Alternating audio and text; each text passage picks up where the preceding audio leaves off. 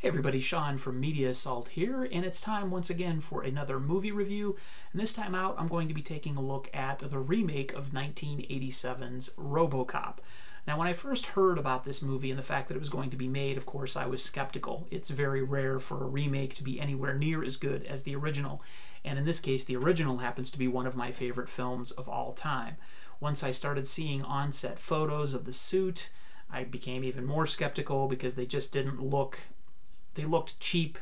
The suit looked bad. It was black. I thought, oh geez, they're trying to turn him into some robo ninja thing. I was just really skeptical.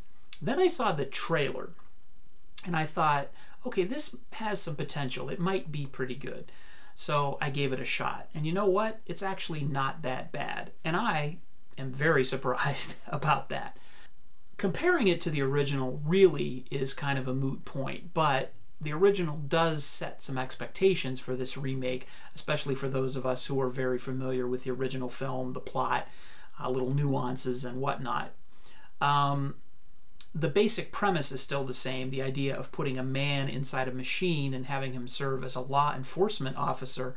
That's the same, but the motive for doing that is a little different. In the original, it's to enhance the decision-making capability of a machine, because machines by themselves aren't smart enough to serve in such a high decision-making role. Here, because of the updates in technology since 1987, you've got the man actually limiting the potential or limiting the performance of the machine in a way. The machines here are actually shown as being super efficient at making decisions, and so the man actually is a limitation. But the reason they want to put a man in a suit is to sway public opinion, because they're trying to use machines as law enforcement. And of course, the main goal is profit. The original featured a really large dose of violence. It was super violent, ultra violent, if you will. It was also rated R. This remake is rated PG-13, and that caused quite a bit of outcry with some people. But the original had a lot of humor in it, and it was the characters were a little bit over the top, especially the villains, Clarence Boddicker. He was very over the top. Here, there's not only less violence, but there is almost no humor whatsoever. There's a couple of things that are funny, but overall, this does not have the humorous undertones, or overtones, I guess, of the original. But with the toned-down violence, this becomes more of a drama, an action drama, if you will, than the original, which was sort of a sci-fi, hyper-violent satire of popular culture. This deals more with trying to justify removing someone's humanity and doing it for the purposes of making money. That's kind of where this film's focus is. So that makes it at least different enough to be interesting in terms of plot.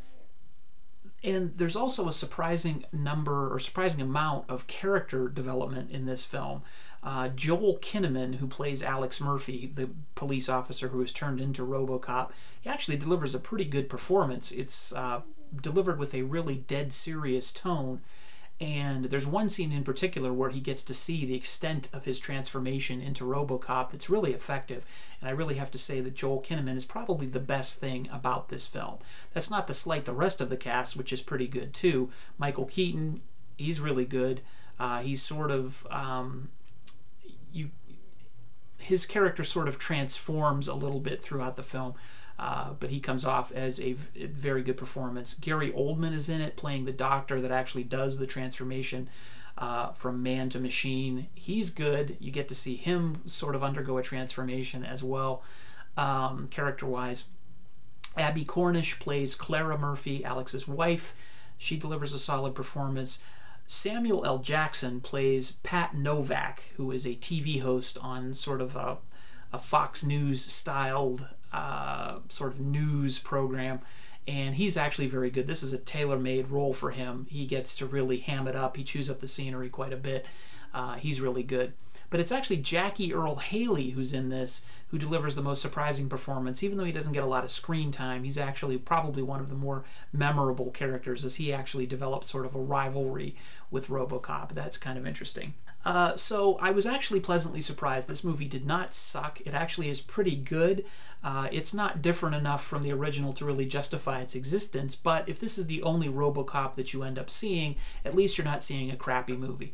I can't recommend it over the original. There's no way, shape, or form that I would be able to do that, but I wouldn't keep you away from seeing it. It actually is a pretty decent film. It kind of lacks in the action department. It doesn't have as much action as I thought it would based on the trailer, but there is a decent enough amount of action, and the special effects are fantastic. They're the only thing in this movie that I can say without hesitation are better than the original. So I'm actually going to give it a 7.5 out of 10. Definitely see it. If you wait till home video, that probably wouldn't be a big deal. You wouldn't really be missing out on too much, but it is worth seeing, and I actually have to say that I enjoyed it a hell of a lot more than I thought I would. So there you go. That's my review of RoboCop, the 2014 version. Stick around on the Media Assault channel for more movie, video game, and music reviews coming at you. As always, feel free to rate, comment, and subscribe if you haven't done so already. Thanks for watching. Take it easy.